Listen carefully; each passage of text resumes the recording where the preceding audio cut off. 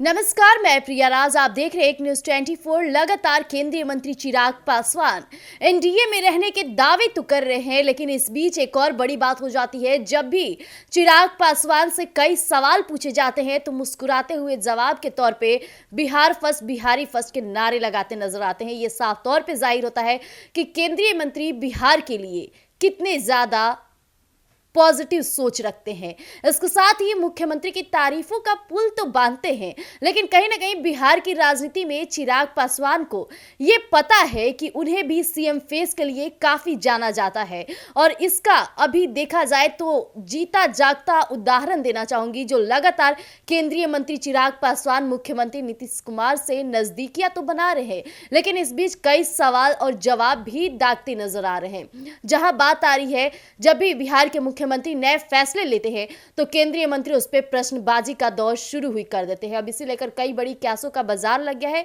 आज उन्हीं मुद्दों पर बातचीत करेंगे। बातचीत के लिए मेरे साथ मेरे दो सहयोगी मौजूद हैं, क्षितेश और नेहा। तो सबसे पहले क्षितेश जी। लगातार केंद्रीय मंत्री चिराग पासवान तारीफों की पुल बांधते नजर आ रहे हैं सीएम नीतीश कुमार की। इस बीच एक और बात हो जाती है कि तारीफ करना अलग बात है, लेकिन राजनीतिक पहलुओं से इसे जोड़ना वो अलग फेरबदल कर रही है इस वक्त। देखिए, आपको बता दूं कि नीतीश कुमार जो हैं वो कुर्सी प्रेमी व्यक्ति हैं, ठीक है। और ये भी सच है कि एनडीए में अगर मुख्यमंत्री के तौर पे दो चेहरे उभर के आए हैं। पहला चिराग पासवान के समर्थक, और लगातार बिहार की जनता भी कहीं ना कहीं मांग कर रही है नए चेहरे के रूप में। तो चिराग पासवान उधर से एक तरफ से आते हैं, तो दूसरी ओर जो लगातार सत्ता में और कुर्सी में बने हुए यानी कुर्सी प्रेमी नीतीश कुमार हैं। तो चिराग पासवान के मन में ऐसी विचारधारा तो बिल्कुल है, और ख्वाहिश भी हर किसी नेता की होती है कि मैं मुख्यमंत्री बनूं।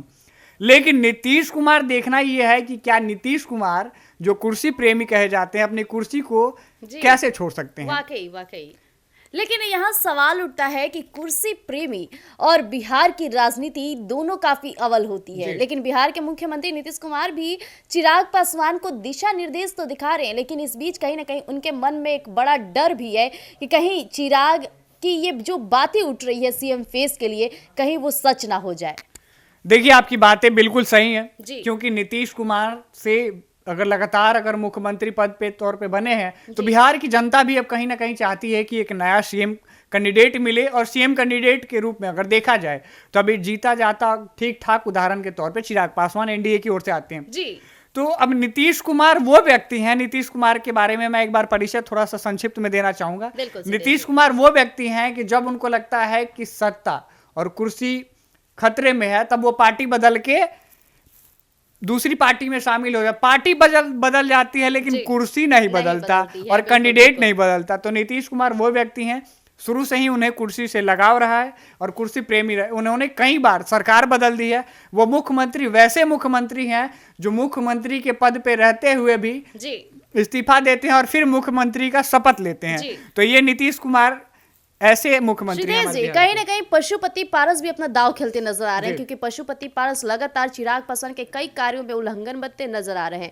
आपको याद होगा हाल ही के दिन में दोनों जगह स्थापना दिवस मनाया गया था, तो वहीं पशुपति पारस अपने पैतृक आवास शहर बनी में स्थापना दिवस मनाए और इस दौरान काफी भीड़ उमड़ी। और वो भीड़ की तस्वीरें अभी हम आपको दिखा दे कि किस तरह से उभर कर सामने आ रही है। इस बीच पशुपति पारस जो कि दावा कर रहे थे कि हम एनडीए के साथ नहीं जाएंगे, लेकिन आनन फानन में एनडीए के तरफ से उनको एक कॉल जाता है, जिसके बाद पशुपति पारस इस पर काफी ज्यादा अपने रूप और बातों को बदलते नजर आए। जहां उन्होंने स्थापना दिवस अपने गांव में ये ऐलान किया था कि एनडीए ने मेरे साथ धोखा किया है, और ये भी तक आपने जिक्र किया था क्षितेश जी, याद होगा कि मैं चिराग के साथ कभी गठबंधन नहीं करूंगा। यानी चिराग एनडीए में है और एनडीए में होने के बावजूद पशुपति पारस ये बड़ा दावा किए थे। इसके बाद भी देखा जाए तो पशुपति पारस इन दिनों एनडीए की उल्लंघना करना नहीं कर रहे हैं और साफ तौर पे उनके रूप बदले नजर आ रहे हैं। देखिए, आपने ये बात कही कि चिराग को लेकर पशुपति पारस का एक बयान था कि मुझे सब कुछ मंजूर है, लेकिन इनके साथ चिराग के साथ गठबंधन मंजूर नहीं है। दूसरी बात आपने कहा कि हमारे साथ नाइंसाफी हुआ है, तो इन्होंने पशुपति पारस ने यह भी बयान दिया था कि मैं एनडीए के साथ एक सच्चे सिपाही के तौर पे था, लेकिन मेरे साथ नाइंसाफी हुआ है। यह बिल्कुल बात सही है, लेकिन अब देखना यह है कि ये बातें आप जब कह रही हैं कि एक कॉल के बाद पूरा रवैया बदल जाता है, पूरा शब्दों का जो चयन है वो बदल जाता है और पूरी राजनीति बदल जाती है। तो ऐसे में अब प्रश्न बहुत गंभीर खड़ा होता है कि क्या चिराग को अब एनडीए से दरकिनार किया जाएगा या फिर पशुपति पारस को दरकिनार किया जाएगा? लेकिन चिराग तो ऑलरेडी, सितेश जी, चिराग तो ऑलरेडी पशुपति पारस के साथ साथ कहा जाए मुख्यमंत्री नीतीश कुमार की तारीफे का पुल बांधते नजर आते हैं। लेकिन पशुपति पारस उनकी दुश्मनी काफी, कहा जाए तो जमीन आसमान का फर्क है, क्योंकि जहां पशुपति पारस कई बार तो उन्हें अपना बेटा तक कहें, लेकिन वहीं चिराग पासवान उनकी दुश्मनी अच्छे से निभाते हैं। लेकिन इस बीच जो बड़ी बात आप कह रहे हैं कि दोनों एनडीए में है और एनडीए के लिए पशुपति पारस भी कहा जाए तो पासवान वोट बैंक साधने के लिए सबसे मजबूत चेहरे हैं। देखिए बिल्कुल, ये अब जैसे चौकीदार दफादार मामले को लेकर देख लें, इन्होंने आगे आया और स्टेटमेंट दिया, क्योंकि देखिए एनडीए की सरकार यहाँ भी है, केंद्र में भी है, राज्य में भी है। चिराग पासवान केंद्रीय मंत्री हैं, पासवान समाज के बड़े नेता भी कहे जाते हैं, लेकिन उनको भी इसकी न्याय नहीं मिली। आश्वासन दिया गया, वो ये तक भी बोले कि हमें आश्वासन नहीं तारीख चाहिए, यहाँ तक भी मांग की, लेकिन इस पे कुछ हुआ नहीं। उसके बाद पशुपति पारस उनके लिए एक बड़ा स्टैंड लिए और कदम अपने आगे बढ़ाए। तो ये भी कहीं ना कहीं चिराग पासवान के जो वोट बैंक है, दोनों पासवान समाज से आते हैं, तो कहीं ना कहीं पशुपति पारस चिराग का जो चेहरा है वो छीन भी ले सकते हैं बिहार विधानसभा चुनाव में। नेहा, जिस तरह से पशुपति पारस शहर बनी अपने पैतृक आवास पर स्थापना दिवस मनाए थे, इस दौरान काफी भीड़ देखी गई थी, क्या कहना चाहेंगे आप? भीड़ वहाँ काफ़ी बनी हुई थी और पशुपति पारस वहाँ काफ़ी दाव पे बैठे हुए थे। जी, सितेश जी, जैसा कि अभी नेहा ने कहा कि पशुपति पारस काफ़ी वहाँ दाव में थे, मतलब कि उनकी जो वहाँ लोगों की भीड़ थी वो ये साबित कर रही थी कि पशुपति पारस को भी चाहने वाले कई चेहरे हैं।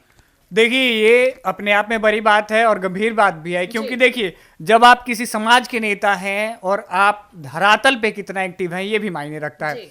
चिराग पासवान ने अपना स्थापना दिवस अपने कार्यालय पे मनाया पटना में, और वहीं पशुपति पारस की बात करें तो वो अपने पैतृक आवास शहरबन्नी में मनाए। तो इससे साफ जाहिर होता है कि वो लोगों से कितना लगाव रखते हैं और वहाँ की जनता कहीं ना कहीं उसे अब चिराग पासवान की जगह भी देना चाहती है। क्योंकि देखिए लोगों के बीच में एक राजनीति ऐसी चीज है कि आपको लगाव को भी देखती है और लोगों के बीच आप कितना सक्रिय हैं ये भी देखती है। और कई ऐसे मुद्दे हैं जहां वो अपना नेता खोजते हैं, जहां अगर आप एक्टिव दिखे तो भी उस विषय पे भी चयन करती है। तो जैसा कि अभी आपने हमारे दोनों सहयोगियों को सुना, हालांकि चिराग पासवान जहां एनडीए में रहते हुए लगातार सीएम नीतीश की तारीफों का पुल बांधते नजर आ रहे हैं, तो इस बीच कहीं ना कहीं सीएम नीतीश इस बात से अब भी डरते हैं कि चिराग को लोग सीएम फेस के लिए काफी पसंद करते हैं। लेकिन बात आ जाए पशुपति पारस की, तो पशुपति पारस भी चिराग को पीछे करने में हर एक नाकाम कोशिश कर रहे हैं। इसके बावजूद जो दावे निकलकर सामने आए, पशुपति पारस ने ये तक अपने गाँव में ऐलान कर दिया था कि एनडीए उनके साथ नाइंसाफी करती है और चिराग के साथ कभी गठबंधन नहीं करेंगे। लेकिन इस बीच पशुपति पारस को आनन फानन में किसी मंत्री का कॉल आता है, जिसके बाद से अब पशुपति पारस का भी तेवर बदला नजर आ रहा है। यानी यहां साफ तौर पे जाहिर होता है, जो सूत्रों के हवाले हमें पता चल रहा है कि चिराग पासवान या तो एनडीए छोड़ेंगे या फिर पशुपति पारस एनडीए में रहकर अपने जज्बे को बरकरार रखेंगे। अब देखने वाली बात हो जाएगी। तब तक के लिए आप यूं ही बने रहिएगा एक न्यूज़ 24 पर। दीजिएगा इजाजत, धन्यवाद।